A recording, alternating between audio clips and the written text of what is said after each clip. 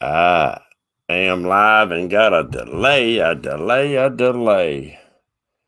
Sorry about this, guys. We had this same trouble Monday night. I don't know what's going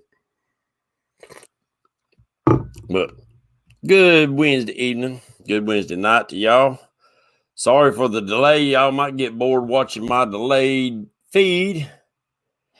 But we hold this truth to be self-evident, that all men are created equal and endowed by their creators with certain unalienable rights, and among these are life, liberty, and the pursuit of happiness. I hope everybody's having a good day, and God bless you, and God bless your families, and God bless America. I hope everybody's doing all right. I say Mr. Mike Irvin, JP3, Mike Sampson's in the house, Fishing in Freedom. Gotta love that name. Who else? Fishing with the Crows in here. John Patrick Jr. Good to see all y'all back in here again, guys. Mr. Muskrat's in here. Great show last night, Muskrat. I was laying in bed and watching your show, my friend.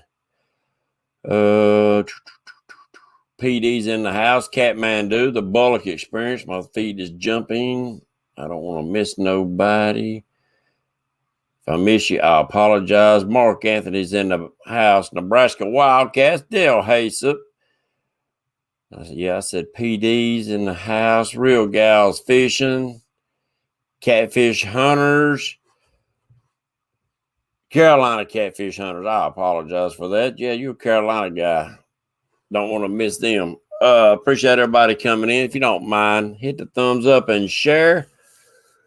We're going to talk a little bit about seasonal fishing tonight. I've done a little research and bait research, and I'd like to have your opinions tonight. 12 people, they'll come dragging in here. Get y'all's opinion on fall fishing. We do have quite a few new people coming into the sport, and I want to try to cover some of the things that they're going to run into for fall fishing and into early winter fishing. We'll get into deep winter fishing when it gets here. Fall fishing can be fantastic times of fish. There's Miss Chrissy Brown's in the house with us. It can be fantastic. There's Freddy's. And then it can be challenging finding the fish. I just got through watching a couple of Dieter Melhorn's videos. Great information on there. If you go back and watch them, the one be put out, I think, last week, he was talking about too much bait. And this time of year, you will start seeing those bait balls get bigger and bigger and bigger and bigger. This year's hatch is out, and they're going to be in big, huge crowds probably all winter. What's up, Brian B? Your white perch, your schooling fish will start really schooling up heavy, getting ready for winter. At that time, you can do good loading up on your bait, whether you're looking for skipjack, perch, white perch, not yellow perch, but white perch. Crappie start getting heavy. If you can use game fish in your states, your shad, your gizzard shads, and your tread fins will really start schooling heavy. There's Mr. Lyle from Catfish Weekly. I hope Cindy's sitting by close. Hope y'all doing okay. I thought I sent another name. Yeah. Wabash Nate. Welcome. Guys, like I said, if you see a new name in there, go in there. Share the bait. Share the love. But bait this time of year can be key. If you can find the bait, a lot of times you find the fish. But I've also noticed what Dieter was talking about was that sometimes too much bait you need to pull away from it. It's like the fish has got too much to eat. It's like going to a buffet when really all you wanted was a daggum cheeseburger and fries. But their bellies are full. If you're not seeing them up actively feeding and the bait ball's being busted up, most of the time you can drag baits through there and you might grab one here and grab one there that's getting ready to turn on. But a lot of times, if you'll pull back away from the bait a little bit and catch those fish coming in to feed, those are the ones you can pick up. This time of year, I know a lot of people are changing over to shad around here because our waters don't get extremely cold. We can use shad or the white perch. Oh, I hear you, Freddie. Well, good luck out there, boy. I hope you do good. If the white perch works great. I know people that use skipjack year round, and I know some people that use skipjack spring, summer, and fall, and then change over to shad for your winter fishing or your late fall, early winter, all the way up to early spring. So I don't know. What is y'all's choice going into the fall, into the winter of baits, and why do you choose that bait? What's up, Mike Greenwell? Y'all been putting out some good videos here lately, some good fish. Yeah, shad's a good bait. And I found in wintertime when everybody's downsizing their bait size, I go with them treadfin shad. A lot of people don't like using them because they're so tender for one thing, and they don't stay on the hook real good, but you can pile them up on a hook. And I found that bait works real well in the wintertime. What's up, Creole? Catmandu, Alicia. I hope I said your name right. I know y'all hear, who's that? Fall and winter carp is a good bait, and shad. I hear you, Brian.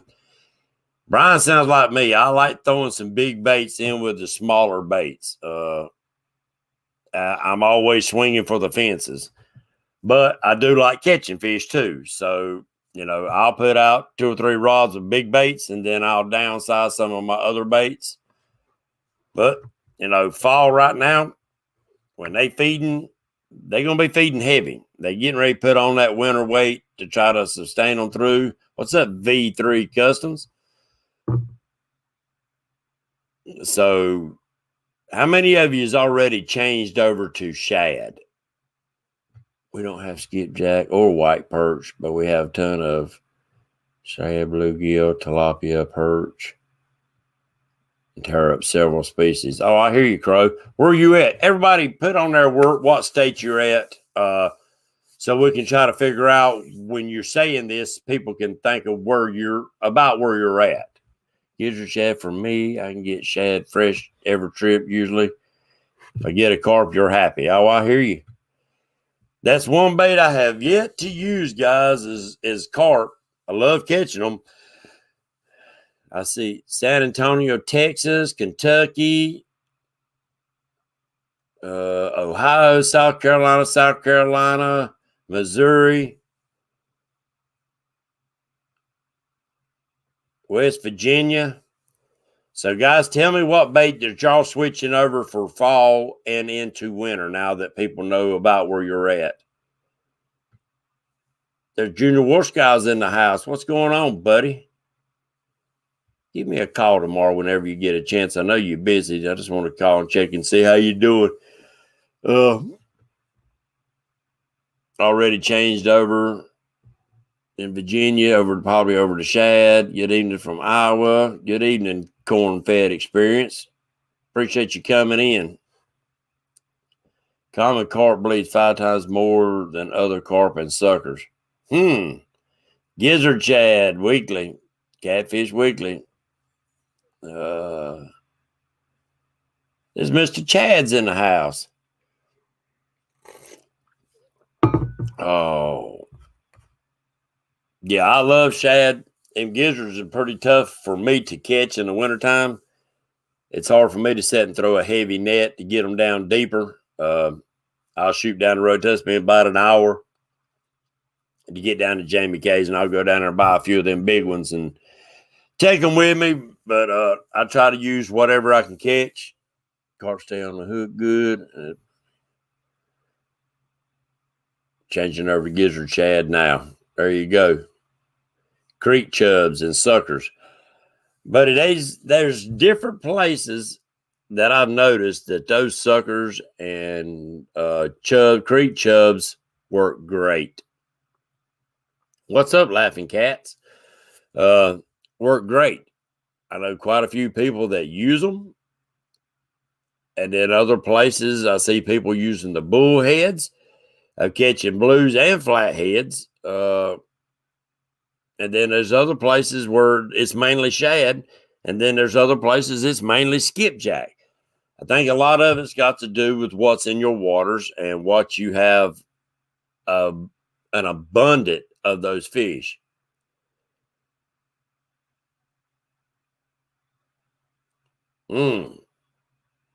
All the rivers are out of the banks. Well, Wabash, there's a bunch of them probably in here that fished during that time of flooding waters. Unless it's so bad they need to be helping others, because of flooding houses and stuff like that. But they find those backwaters and they fish for those cats in those back flooded waters. Use bullheads in the heat of the summer. What's up, Mark? Catfishing crappie. Mark's been out doing some fishing too. I seen he's doing some crappie fishing. To me, I love sport fish, but I like using the bait from the biggest fish I can get my hands on. That's why y'all hear me a lot of times using a spotted bass or a largemouth bass. I'm going to start using some carp. I got me a place now that I can go and catch me some of them 2, 3, 4 pound carp about all day long as you sitting and using corn. Let's see. I see somebody else coming here. Seeing a lot of river looking dry. Yeah, we're getting dry around here, buddy. And yeah, I heard that too, JR. What's up, Joe Buck? Glad to see you in the house with us.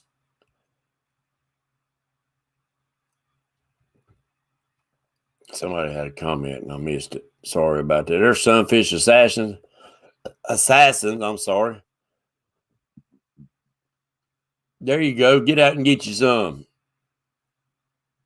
Get out and get you some. That's something I'm hoping to be able to do. I'm getting caught up, guys. I've been working myself to the bone here lately.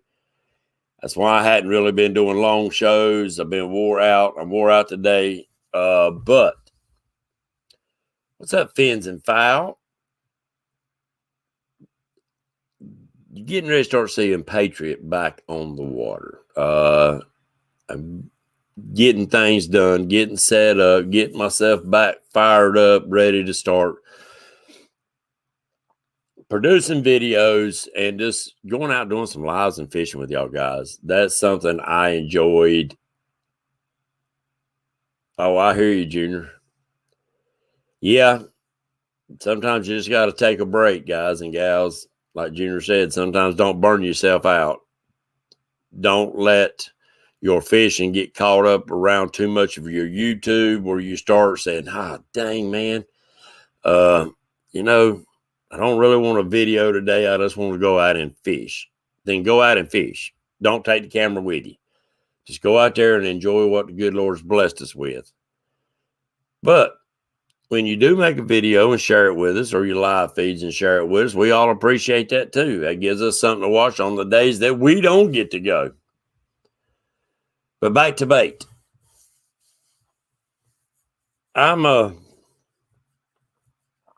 been trying to watch all y'all's videos, listen to what bait y'all use, what time of year. I've been sat down and I've got a notebook where I've sat down and started filling it out with different locations across the country from y'all and the bait you use at what time of year you use them.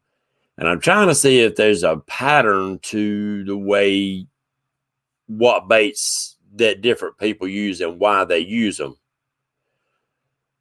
Meat, early spring.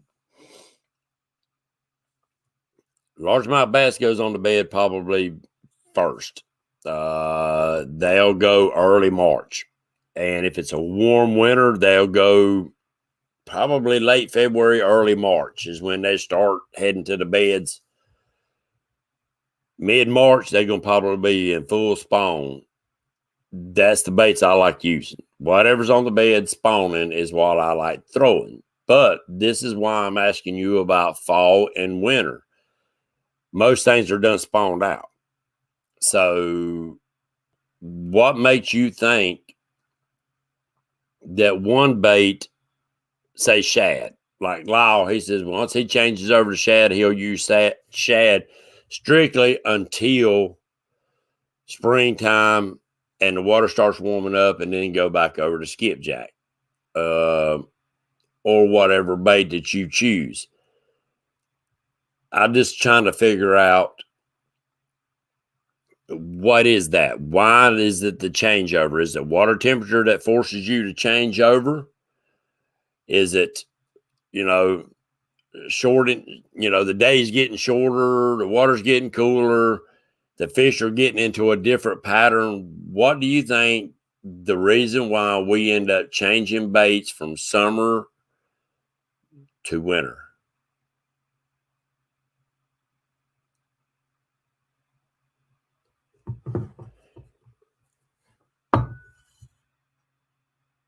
Come on, guys. I hope you're listening. If you're not, I'm just talking to my walls.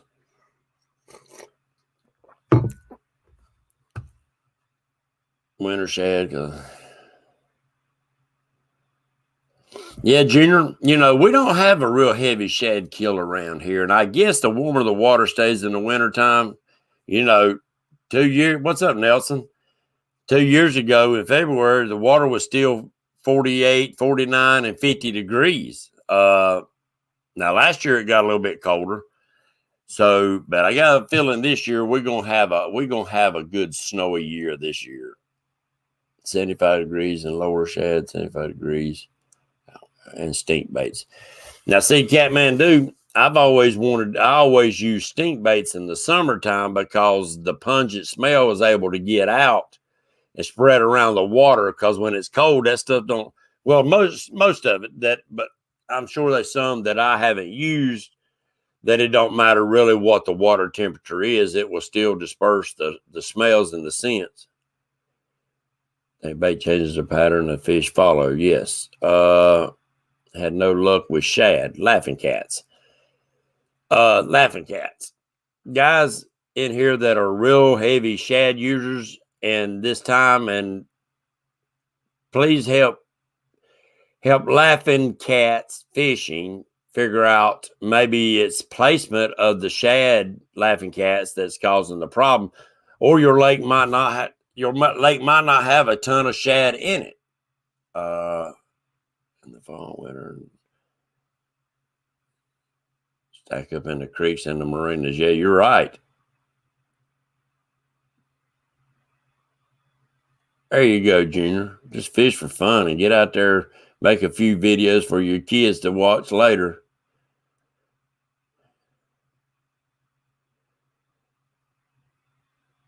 Oh, I hear you, Crow. Is Bill of Rights in the house tonight? There he is. What's up, Mr. Bill of Rights? Good to see you in here. Always love watching your videos. Where I'm at, Catfish Kyle, what's going on? Blue cats love the cut up of the bluegill. It's amazing how everything changes for me right now into the winter with blue cats. I fish a creek and they invaded in cold weather. Yeah, that's amazing. Something you're pretty new to this feed. They January and February we fish pretty shallow waters, but it needs to be bluebird days. Installing rod holders in that new boat, Bill of Rights. That's a good looking boat. Serena caught 3 on stinkbait. Well, good. Congratulations. I hadn't got a chance to watch her video. I hadn't been on social media too much, guys. Been busy. The shad school's up in huge schools and makes them easy for catfish to go in. Yeah. like a big old well going through shrimp. They can feed through it. Yes. That's what we was talking about, Lyle, that, sometimes they're loaded up and their bellies are full, but if you can go through there and catch them actively feeding on those schools, you can have a blast, especially this time of year. What's up, the Cross family? And I've noticed that. I mean, there's a place, Big Allison. I've drug baits up through there, and that place will be loaded with shad, be loaded with perch, mark some big old freaking arches. Now, sometimes you can do good in Big Allison. We do great in the back of it in the shallows, but it's tough to get those fish to bite when you're dragging baits through there. I don't know why, if it's just because there's so much bait in there, but I've marked some of the biggest arches I've ever marked up through there and couldn't get them to hit nothing. And that drives you nuts. Knowing they're there, knowing they've daggum bellies full of the stuff you're sitting there looking on your screen and seeing, and it won't take nothing. So I like shad. Now I'm lake fishing. Y'all, a lot of y'all are river fishermen. Some of you are river and lake fishermen. Are they a difference in the bait that you use from your rivers to your lakes? Guys, I go back and watch this and take notes of what y'all tell me, because one of these days I'll be in your neck of the woods, putting a bait in the water, and I can go back into my notes and say, all right, I'm out here in Missouri, and Lyle said this is what I need to use at this time of year on this body of water. Now, finding the fish is that's my problem. Lyle done hit me out with bait, time of year, and lake. That's three things he's done hit me with. So I should be able to figure out the rest of it if I pay attention to the notes, to how people are fishing those baits.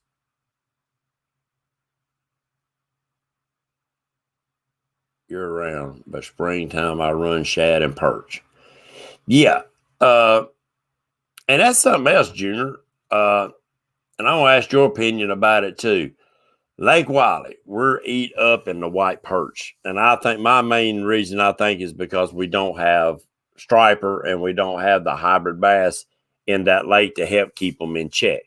Because every other lake around here that does have striper and hybrids, they keep the perch in check, except Wiley. Wiley's the water I've never seen school so big in my life, any other water except Wiley. And I just wonder if, that's like you go out and eat hot dogs every day of the week, and then you go a week without them. You really don't want to start eating them again. It's just, but you will because you're hungry. Yes. Put your face in the water and call, here, kitty, kitty, kitty. A redneck depth finder. Use bluegill a lot on a smaller lake I fish in. Yeah, I mean, I love sunfish, the bluegill, bluegill. That's what I was getting ready to say, Lyle. Bluegill's getting ready to start schooling up heavy. What's up, Hawaiian fishermen? They start schooling up heavy, whereas they getting ready to move to their deeper humps. What's up, SK Crappie Catching Adventures? And they can be picked off pretty good. So that is a good bait to be dragging around through some deeper holes off the creek channel ledges and stuff. Oh, yeah. There's Irvin, the paid tourist. What's going on, my friend? I can start the show now. Irvin's in the house.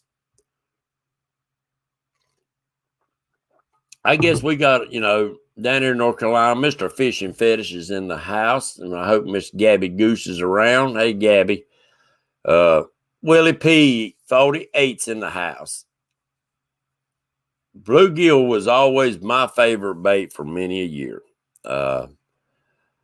Simply because I really didn't know I could use any other baits except shad. or worms or something like that.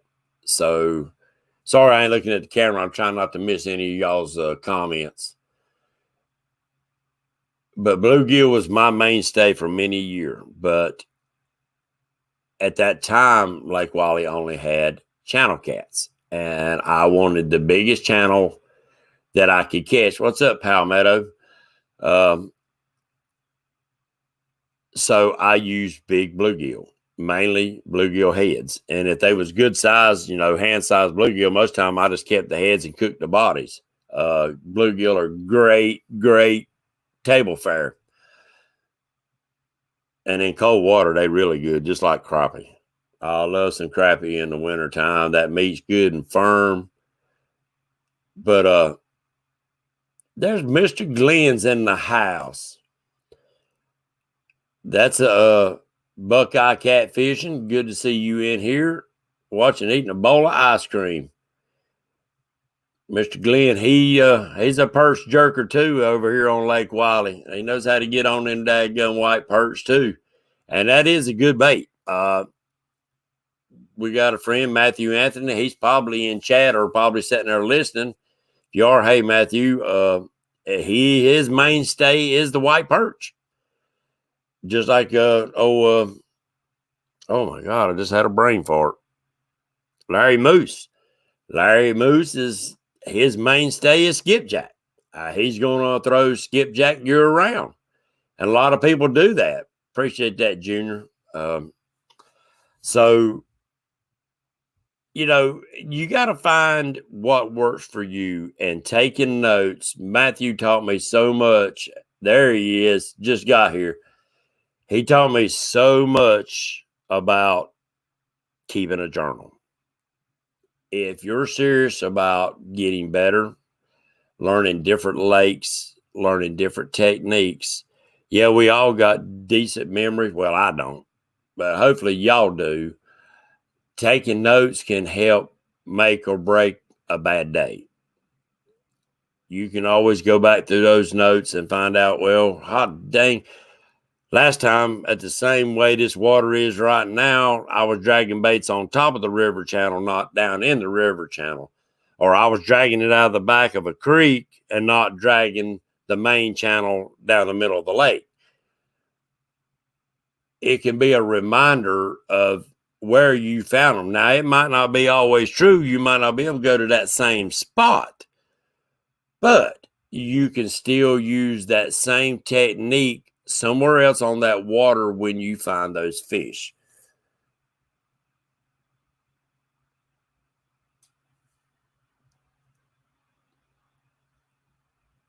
Catch fish on slickers year round.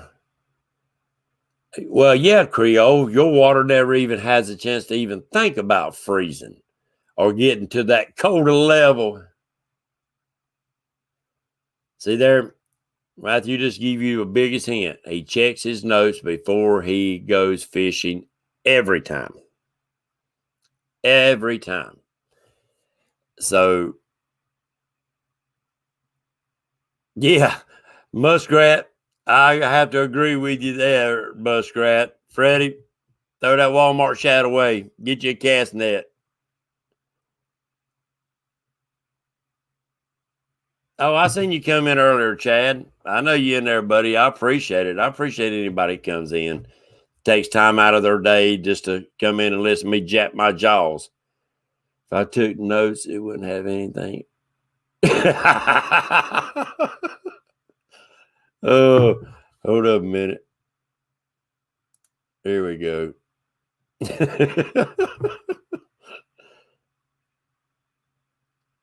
But yes,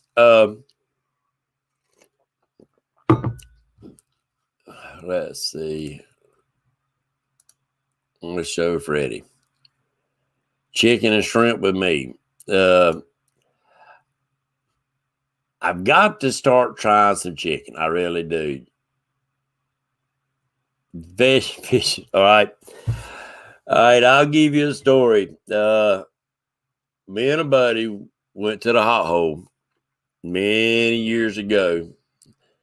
Dead of winter time. Already snow coming down. All we had was a 2-wheel drive truck. But at the time, this hot hole was being fed by a coal-fired power plant. They don't run it now unless it gets extremely cold and they call them for a lot of power, then they'll fire it up. But when that was doing it back in the day, we had white bass in Lake Wiley, which we don't anymore. And the fish would run in there hot and heavy. Most of the time you was fishing elbow to elbow, but having a blast, just fish popping and busting. But anyway, we was down there and it was still snowing and snowing. I told him, I said, man, we might be getting ready to have to get out of here or we ain't going to make it home. Now, my truck was set up like a 4-wheel drive, but it was still only 2-wheel drive. We sat there, and it was just hard to walk away. The daggum snow and the stuff was packing up on your rods and your eyes and stuff. You'd had to beat the ice out of your eyes. And next thing we know, we heard the awfulest racket. We looked up on the hill of this daggum hot hole, and there was about 6 or 7 young boys and a couple girls throwed their beer coolers on a canoe and then shouted 3, and they all jumped in that canoe and thought that they was going to sled all the way down the hill and slide off into the hot hole. But that water was good and warm, you know. They wouldn't have frozen until they got out of the water. But needless to say, that canoe stopped about halfway down when it hit that daggum rocks and stuff, and it throwed kids all over the freaking bank. Coolers, beer, stuff scattered all over the freaking bank down through there. And they wasn't a soul lined up down that bank catching fish that was even fishing. We were sitting there watching those idiots roll down the freaking bank of this hot hole. And I don't think I've ever laughed so hard in my life. My ribs hurt. But we had a blast, and we made it home, but we ended up getting about 9 inches of snow that day. I thought they was going to make it, though. That canoe was hauling tail down through there until it quit hauling tail. Yeah, we've had some times. But that's what makes fishing, guys and gals, is just going out and enjoying. You never know what the good Lord will throw at you just to surprise you or just to say, hey. You know, there's a lot of times you're out there by yourself, and I love to fish by myself. I know the wife don't like me to.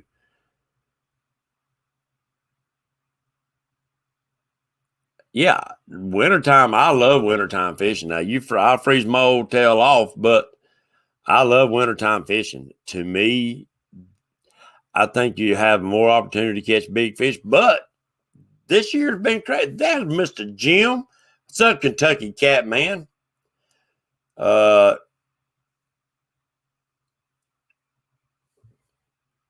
seems that in my water, it's better for shallow water, 50 degrees over, they don't hit it.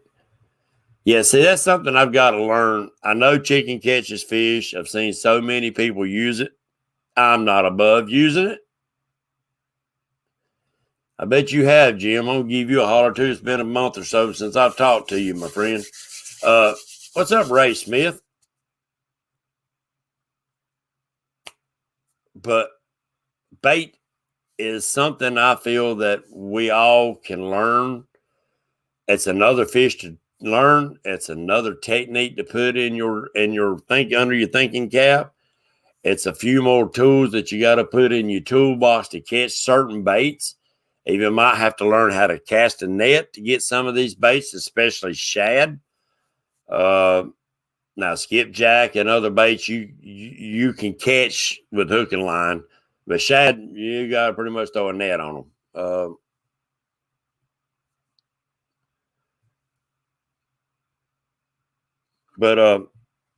Sorry about that, guy. I had a gnat or something fly on my eyeball. The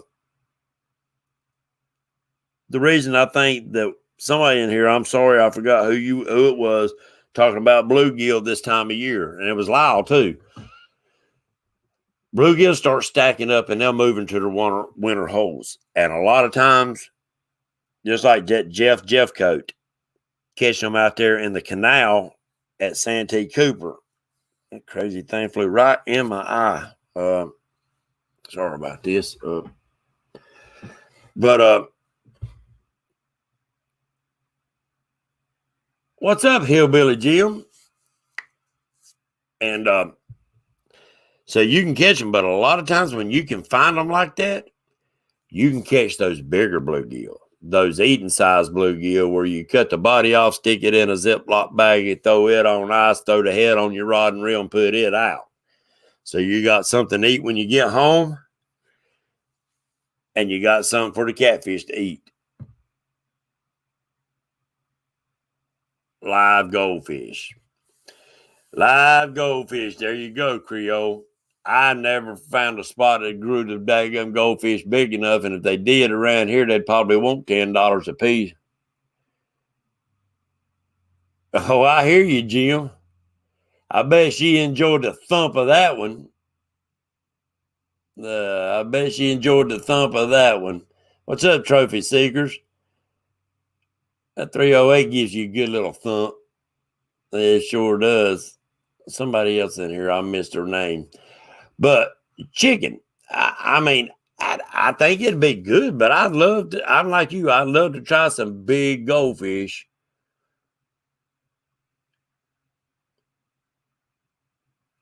I appreciate that, Trophy. We got a friend that he don't do the YouTube thing. He's on Facebook. Paul, he fishes my floats, but he does. I think once in a while he can get his hands on some good goldfish. And here, his key holder at 100 yards. Well, congratulations, Kentucky. Congratulations. I bet Miss K Bug was tickled. They chicken to Dieter. Don't do it. Well, Junior, I'm going to put it on my boat every time I go from now on, because sometimes bait can be a butt. To me, I can catch a ton of them little dinky dinks of the blue brim and stuff around the docks on Wiley, but getting bigger baits can be tough. I mean, I cut my baits to make them a bigger bait, but a lot of times you get on them and it's tough to find good baits, and I'm carrying chicken just in case. Oh, I hear you, Creole. I hear you want to be it. Get bass minnows. Oh, yeah. I've caught tons of daggum channel cats on them big bass minnows. And I know I don't know about this time of year, but I know where we can get tons of them big old daggum bass minnows. I'm talking about 1 pounders, Junior. And catch them on loafer bread and little tiny hooks. And catch them big old son of a guns. They're beautiful. They look like little tarpons. What's up, Steven? And I've seen the times, guys and gals.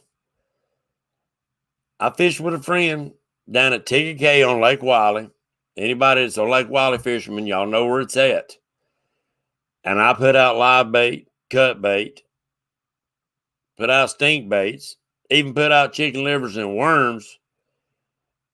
And he wore me out floating crappie minnows around the docks down there. Wore me out catfishing.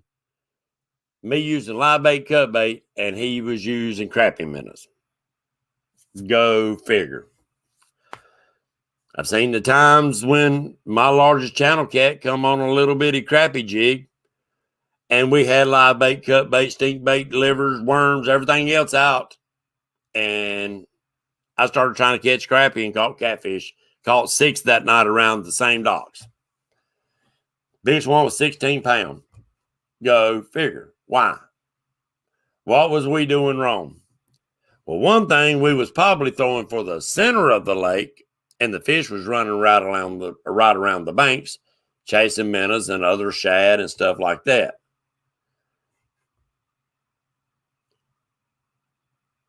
Golden shiner. Yes. Them golden shiners are great largemouth bass baits. Creole. Monster hunt. Good game. Lost that giant. It happens, buddy. Oh, yeah. You're right, Fishing Freedom. I love a rattle trap, especially early spring, early March. A fire tiger, 3/4 ounce fire tiger, and burn that sucker right underneath the surface of the water as hard as you can go, where it makes a ripple on the surface. Better hang on. Better hang on. I know, man. I tell you what, Roger, that sucker run me. I had 6-pound line on that rod, little old micro light quantum. I still got the reel. That sucker's had the line ripped off it so many times, ain't even funny. And that sucker run me up and down that bank for 30 minutes or longer. I couldn't tell you how long it was, but buddy, I was wore out time I got through. But we caught catfish around the dock. We ended up with 6 of them right there from the dock in front of where we was fishing. Yeah, Creole, I hope you get on them, my friend. I hope you get on them.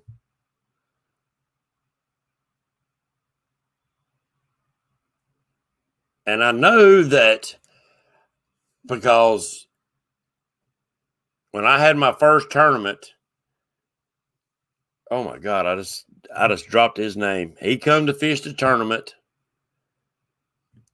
Oh my God, y'all remind me. He says looking for a hog. What is his freaking name?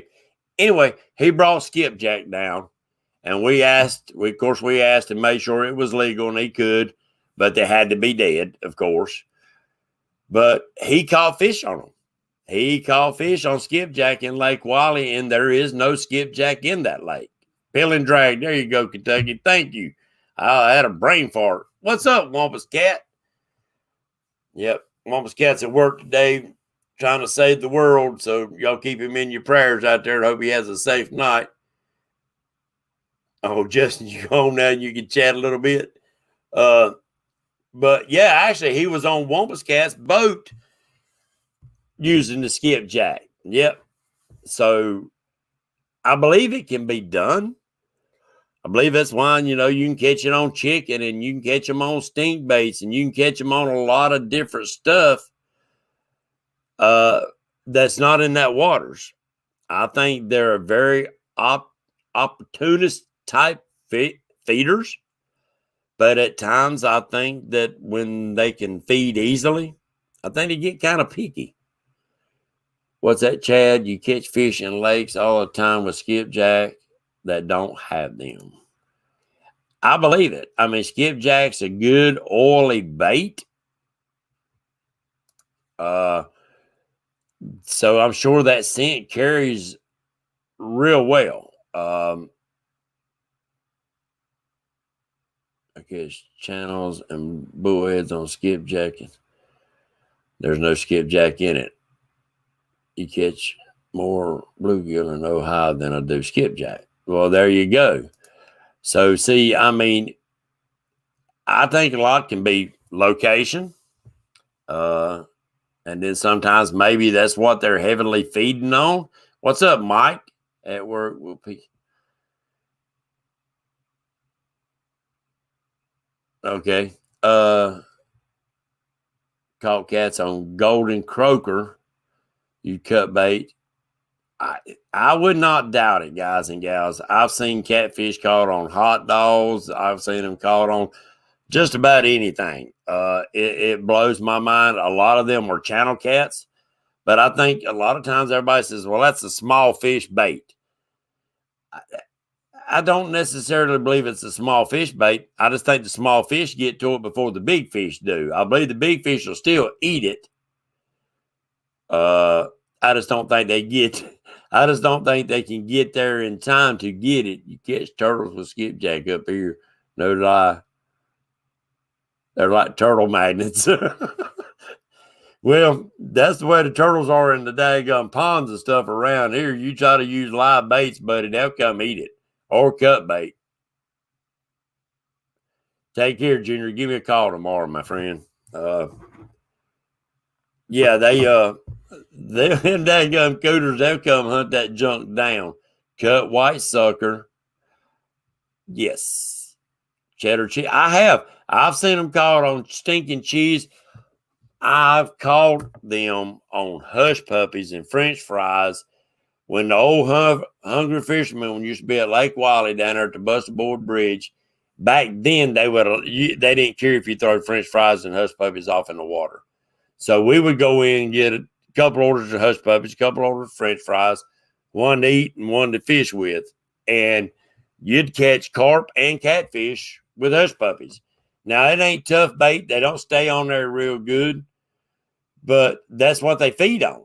And they come back into that location every evening about supper time. You'll start seeing the carp and the catfish coming in because it's like having a feeder set up on the water with a timer on it.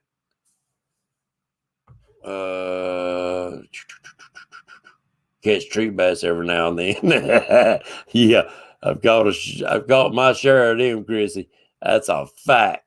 What are some of the weirdest baits that y'all have ever? What's up, Mr. Avid? The weirdest bait that you caught a catfish on? Go. The weirdest bait that you've ever caught a catfish on. There you go, Willie P. Somebody take him up, go fish with him. Tree limb fishing. What's going on? Catches trout on Valvita. Oh, I hear you. Valvita's made for eating, ain't it? Tell K-Bug and them baby girls we said, hey, Jim, I'll give you a holler tomorrow, buddy. A gummy bear. Pink marshmallows. There you go. I mean, there you go, guys. It's amazing if you look back and see Long John Silver's hitting the water. That's good like an oil slick. There you go. It was chicken. Strawberry carp bait. Yeah, done that before too. Black and white striped king spinner baits. Oh, yeah. Oh, yeah. Yeah. Creole. Slow rolling them son of a guns. In the wintertime, down deep, just slow rolling where they're just barely bumping on the bottom. Just enough to keep them blades turning and it upright. Yeah. Spinner baits. I've caught red horse suckers on marshmallows. And see, y'all ain't the first one. Marshmallows and anise oil. I don't know what it is about the marshmallows. I've heard that. It seemed like they would disappear quick off your hook. Do you let them get real stale before you use them or what? You got a new iPilot installed. You got to learn to use it. There you go, Willie. Put that son of a gun to use. Yeah, put that son of a gun to use. But there you go, guys. I mean, who would have thought? Who come up first and said, well, I'm going to throw a chicken liver out there for a catfish? What made them make that decision? Is it the bloodiness of it? Because they tender as crap, so you know the first time they catch it, they throwed it off in the water.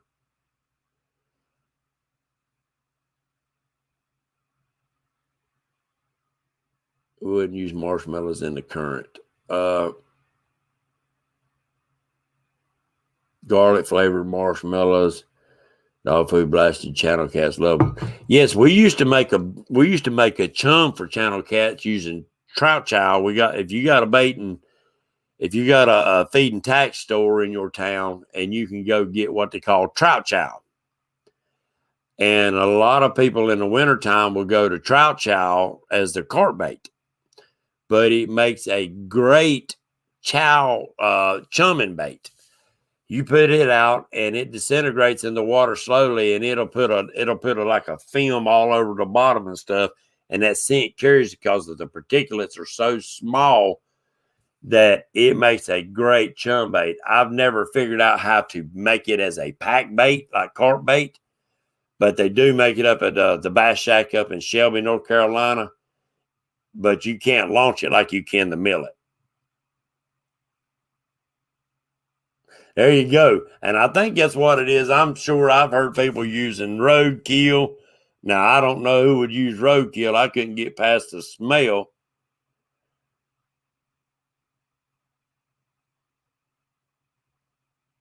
Oh, yeah. Crow, that's what we usually do. We'd let them out in a bread pan out in the sun and sprinkle salt all over them and let them just about not completely dehydrate. I still want the inside kind of mushy, because it'll rehydrate in the water. It might take it a few minutes, but it'll rehydrate. You make a blood bait for big channel cats. I'm sorry. Yeah, channel cats love stink bait, but we done best in the summertime with a stink bait, and I always love the Catfish Charlie blood bait. It's and they make a cheese bait too, but the Catfish Charlie, we use little small treble hooks and just make little bitty balls on it. And them yellow perch love that stuff. Y'all guys that are got waters that are full of those yellow perch, a lot of you ice fishing with it, try you some Catfish Charlie blood bait. They would eat it. They would bite in between the barbs of a treble hook, taking that bait out of it. And then once in a while you'd catch one, and that's how you figured out what was eating it. But it's called Catfish Charlie blood bait. I have yet to catch any on stink bait. Stephen. I called you Stephen because I'm used to calling my cousin Stephen. That used to aggravate him when we was growing up, calling him Stephen. But sorry about that. But yeah, and we might have later on caught some blues on it. And at the time, we thought the lake was full of nothing but channels. But at the time, now I look back, the blues were starting to be seen. So we might have caught some blues and just didn't pay no attention on it.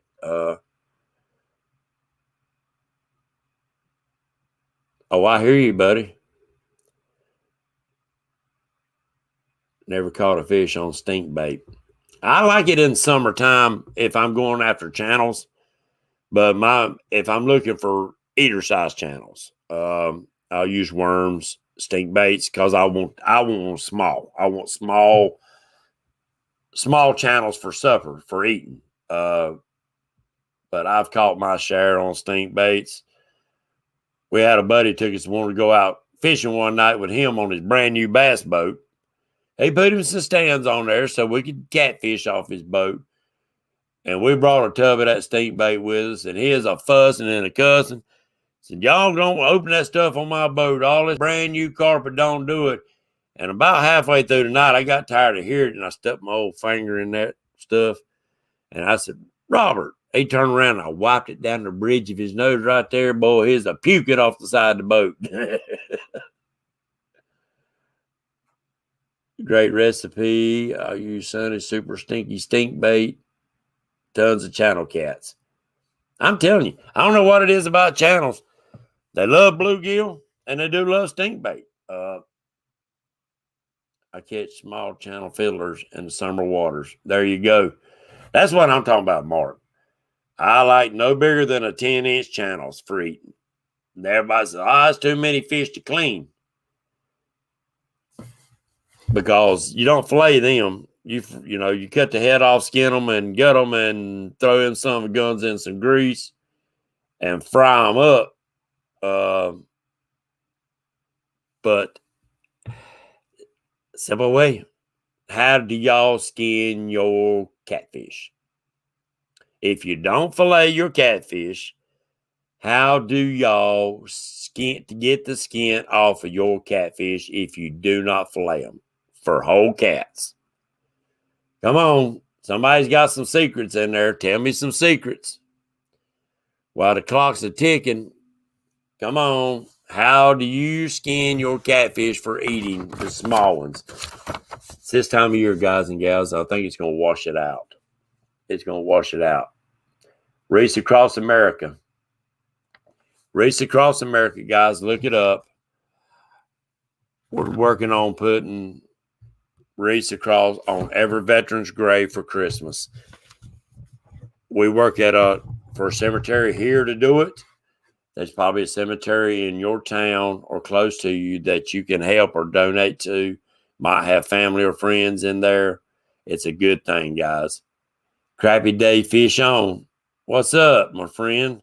New name, guys. Check them out. Share the love, share the bait. Whole smoked catfish will change your life. You got to send me that recipe, Creole. Pliers. Nail them to the tree. Who has electric fillet knife? Use pliers. I'm getting ready to tell you a little secret. What's up, Jeff Baker? Tell you a little secret. Been doing it for 30 years or more. Terry cloth towel. All you need. A bucket of water to keep the towel washed out, to get the slime out of your towel. Nail it to a tree. Split around his head, around his neck, down his belly.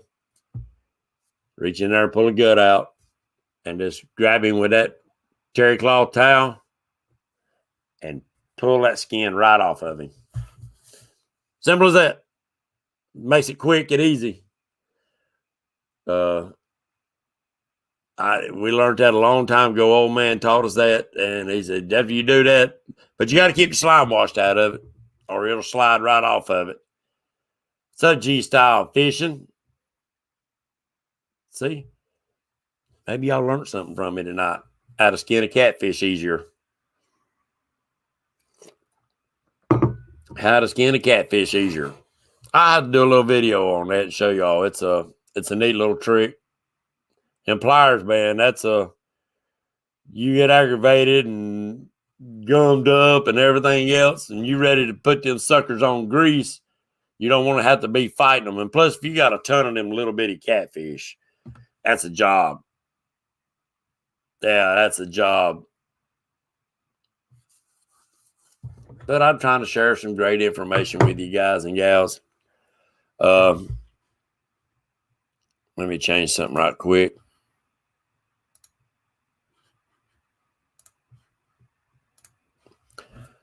We'll get out of the way. Camp Centurion, guys. Still working with these guys. If you got a little extra cash in your pocket this month or next month, I know the holidays are coming and things are tight for a lot of people. Camp Centurion, we're still trying to get things done right now. The building industry is going so fast, we can't get subcontractors in there to finish doing the electrical and stuff like that for us right now. So we're kind of on hold. We got a place that they're stocking up on supplies and things that's going to be needed once it's open. And also the Reefs Across America. It's, if you can, donate to it. And if you can't, look them up and find out. I seen that, Chad, and I thank you guys. Yes. Yeah, I watched a lot of your tournament, Chad. We was on the road, so I didn't get to see parts of it, but I was able to watch most of it. Yeah, it's an honor, guys, and I thank you. I know our veterans do, and I know our veterans are dear to each and every one of you. But the Reefs Across America, look it up. Even if you can't make a donation or buy a wreath, I mean, the wreaths are $15, but find out where they're at, what day they will be putting the wreaths out on the cemetery lots, and go help them. They can use all the help they can get. You know, we got close to a little over 5,000 veterans' graves in this one cemetery. So it takes a lot of people to put them out. Put those fillers in a smoker with the skin on, and an hour or so, depending on the size, season them on the inside. When the skin flakes off, they're done. Dang right. Mr. Creole, I will have to give that a try, buddy. I will have to give that a try. Yeah, JP3, yeah, I miss not getting to fish it this year. I really do. So you didn't get to join it either. Yeah, yes, it is, Crow. It's an honor to work with these guys and gals. It is so heartwarming to give back to those that sacrifice so much for us. And their sacrifice means more and more every day, guys and gals. It really does. We have both men and women that served our country, both men and women that's died for our country.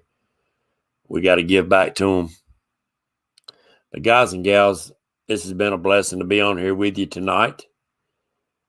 I've learned some things from y'all. I hope you've learned a few things from me. And that's what we're going to do. Let's keep sharing with each other.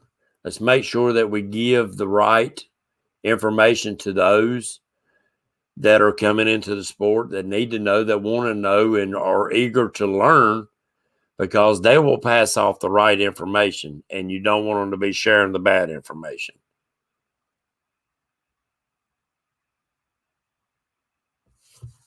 Oh, I hear you, Crow. Thank you, buddy. Thank you, Joe Buck. Yeah, Creole, I look forward to everybody coming up April the 18th.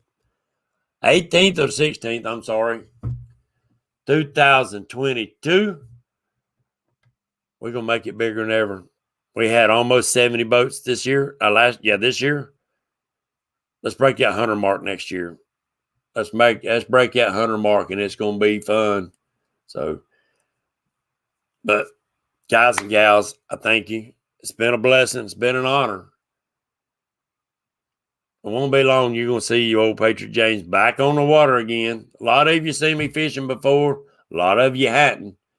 So let's get back to it. God bless you. God bless America. Take care, everybody. And we'll see y'all on the water. Good night.